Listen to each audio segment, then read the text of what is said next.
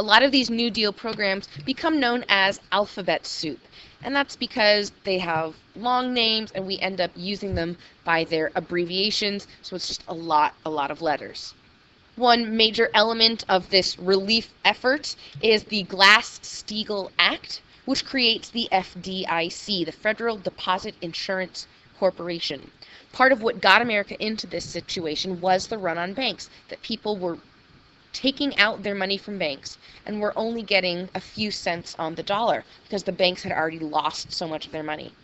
So the FDIC is essentially insurance on your money in a bank account to prevent runs on banks from happening in the future. And if you go to a bank today, you will still see this sign that each depositor is insured for a certain amount of money. So it's to prevent these runs on banks and the type of depression that we got into as a result. Next, we have the AAA, the Agricultural Adjustment Act.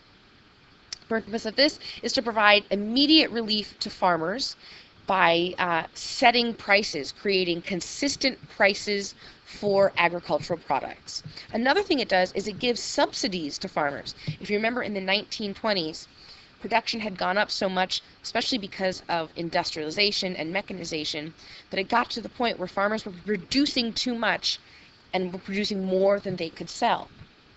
So these subsidies, the government will pay farmers essentially not to farm in order to keep prices stable. The CCC is the Civilian Conservation Corps. This was probably President Roosevelt's favorite.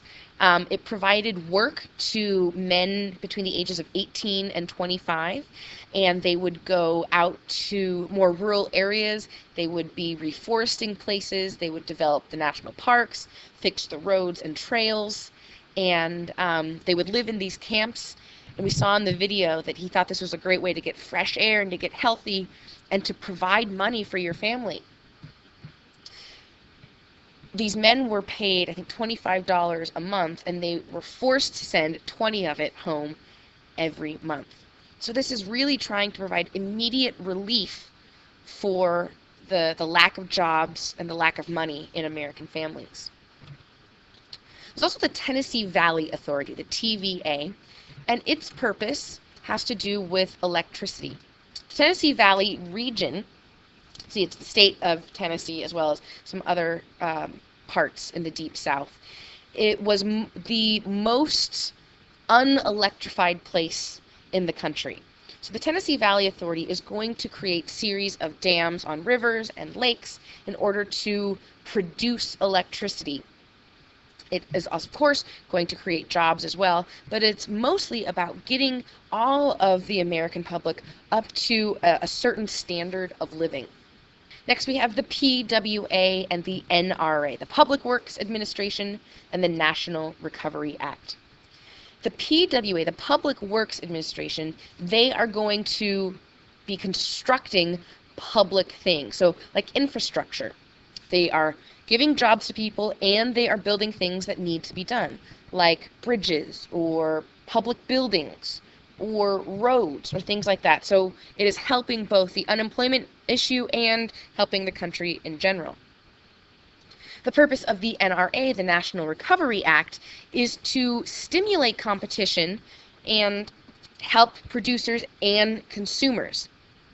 The problem with it is it was deemed to be unconstitutional because the government is engaging in the competition itself.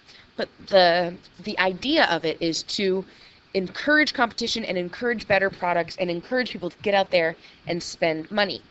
Now, before President Roosevelt's first year is up, he makes sure that the 18th Amendment is repealed. So this is prohibition is repealed. You can see everyone is so happy to be drinking. And this isn't because, oh, they're so sad and depressed, at least they should be allowed to drink. No, it is for the revenue from taxation. We've got to make as much money as we can, and this will be an important element of how we're going to fund these programs. That first year of Roosevelt's administration, he is passing all sorts of laws. The second phase, you could look at several different dates, but in general you can say maybe 1934, so a year and a half, 2 years into the administration. Once Roosevelt has created all these programs, he has to keep them going. So that's going to take some effort. It's going to take some time to figure out how are we going to make this work most effectively.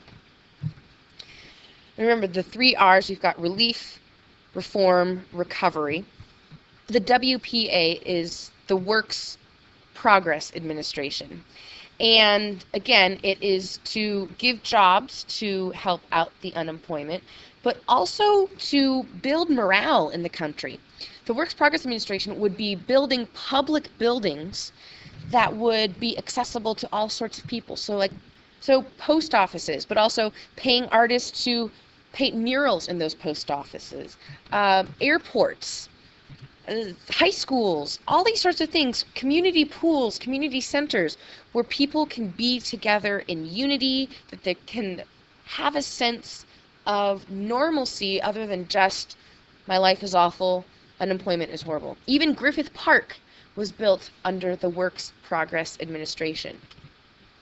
And the style of art done by a lot of these muralists looks a little bit like Soviet realism from the 1930s in the Soviet Union, but this isn't necessarily propaganda to the same extent, but the stylized nature of it does look pretty similar.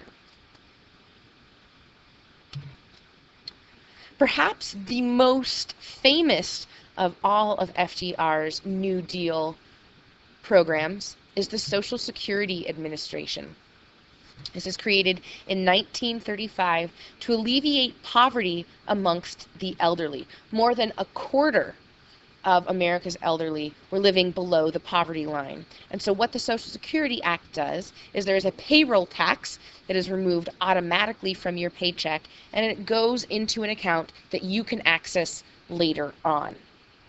What really is happening, though, is like a bank, you are paying that amount, and that money is being given to the elderly now. And what we talked about in class, the problems with this, that as the baby boomer generation, as they're aging, there are more baby boomers who will be looking to collect their Social Security, and there are fewer workers now that are paying into the system. But at the time, this was a really effective way to alleviate poverty and have an insurance system of sorts, a pension system that is controlled and run by the federal government.